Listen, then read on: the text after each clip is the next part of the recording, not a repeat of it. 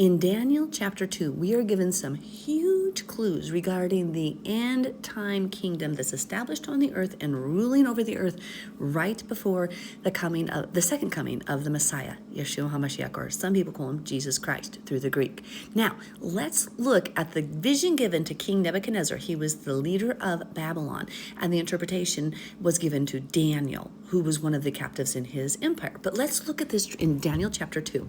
It says right here, this image, so there was an image that the king saw. Its head was of gold, its chest and arms of silver, its belly and thighs of bronze, its legs of iron, its feet partly of iron and partly of clay. Now, I want to point out here, the legs of iron, this we are told later is the Roman Empire. The feet partly of iron, so the Roman Empire remains in this kingdom, and then is partly of clay. In Jeremiah, we are told we are the clay, Yahweh is the potter. Now you watched. Now Daniel is talking to Nebuchadnezzar here. Says, you watched while a stone was cut out without hands, which struck the image on its feet of iron and clay and broke them in pieces. So the stone was cut without hands. This is, we are later told, Yeshua. When Messiah returns, this is him who was cut out without hands. Like he just was by God. And he comes and destroys this last empire right before he returns. And it's partly of iron, partly of clay. It's made of 10. Well, remember, just pause for a moment. All through Daniel and Revelation, we're told the end time system is made of a kingdom of 10. Remember, 3 emerge from that, and then 1 emerges from that. That's the ultimate Antichrist.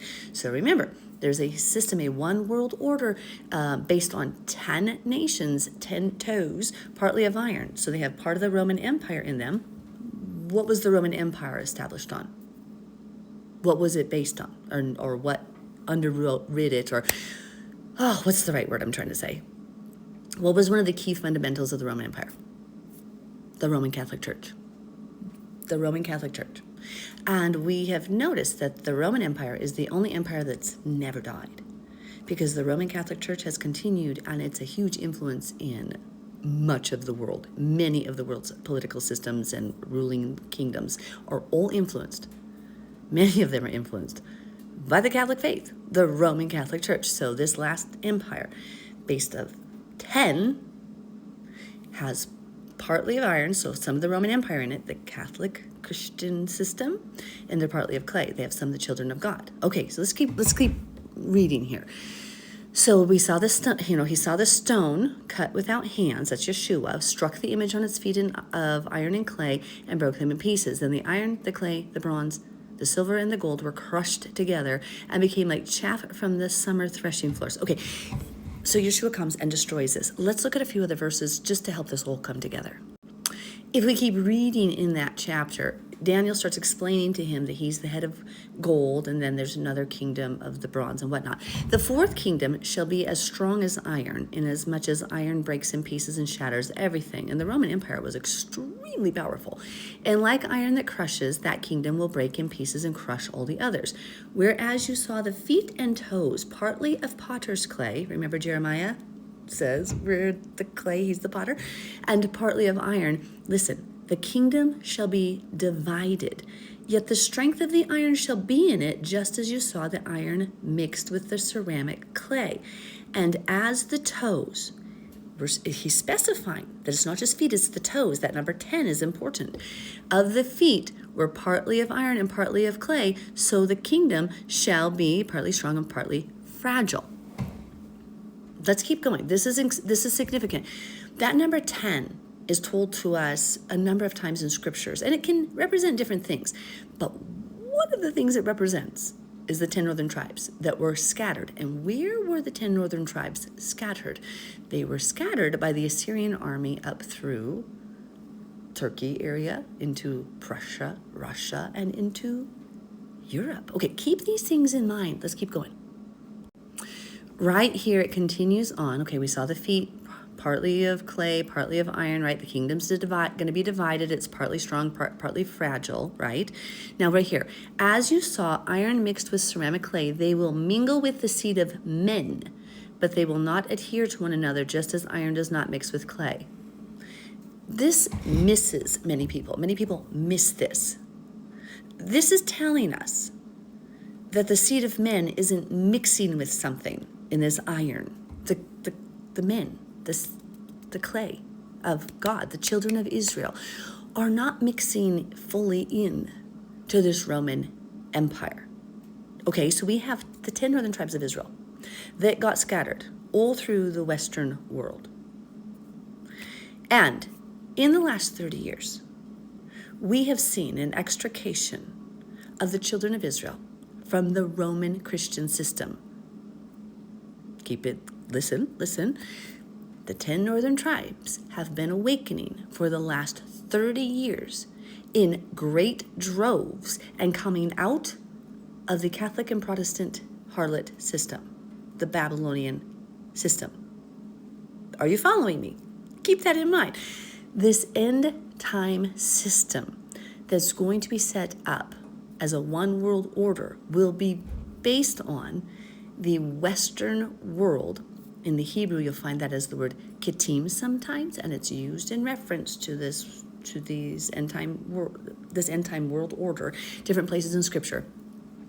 So we have the kittim, the Western lands, based on a series of 10 rulers, made up partly of the Roman Empire and partly mixed in with the children of God. But at this time, right before the Messiah returns, before that rock made without hands comes and crushes this system, we see a separation of the seed of man from the Roman Empire.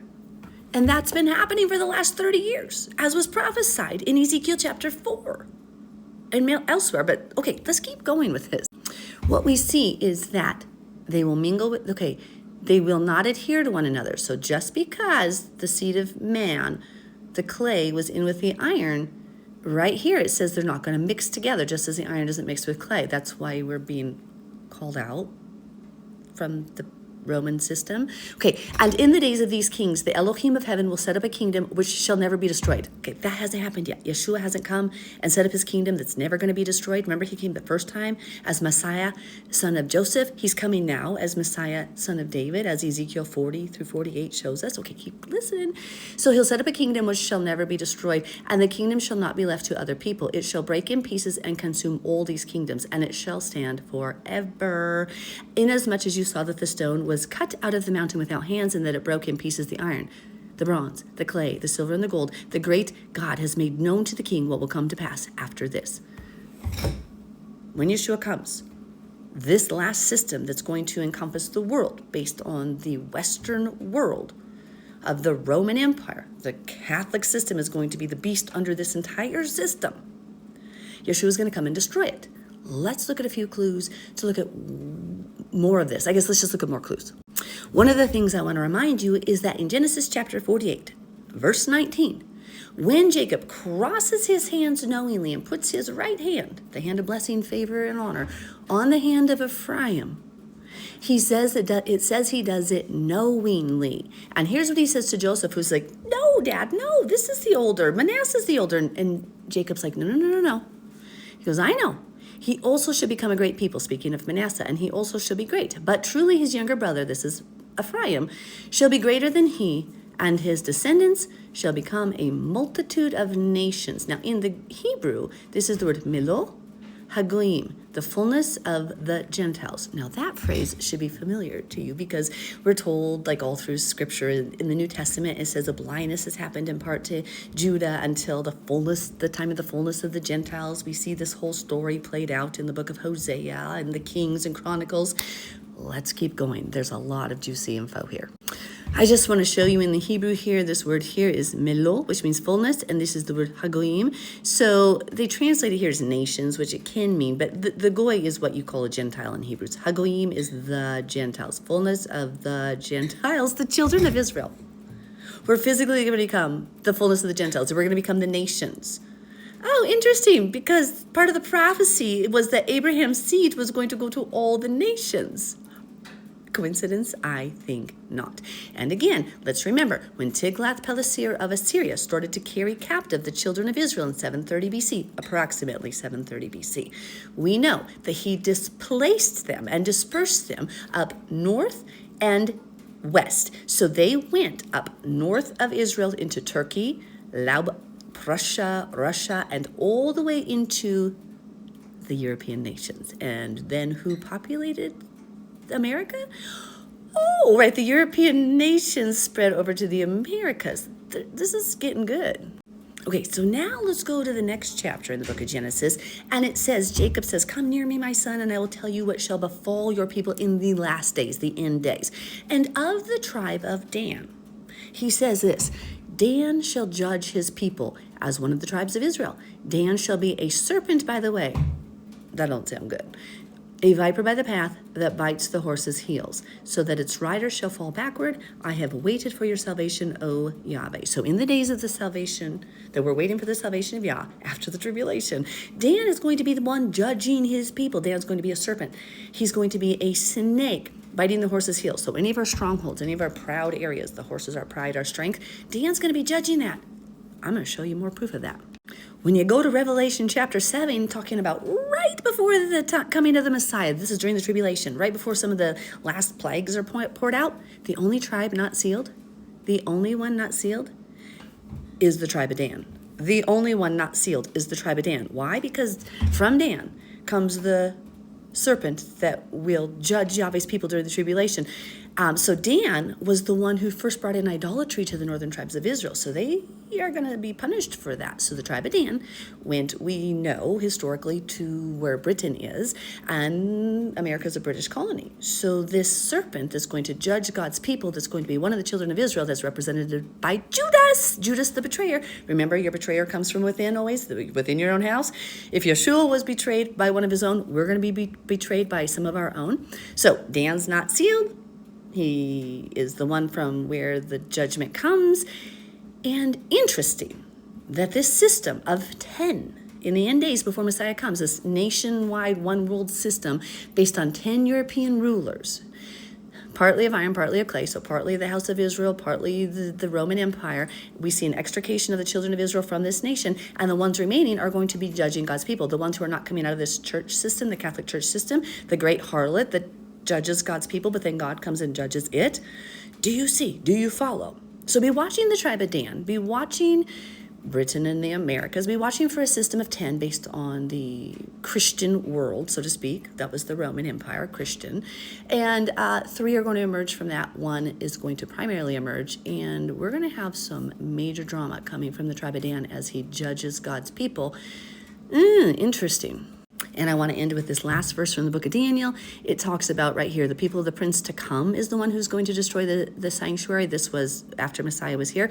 Well, who destroyed the temple in around 70 AD? That was the Roman Empire. The Romans, the people of the prince to come. This is the Antichrist prince. Be watching the Christian church, people.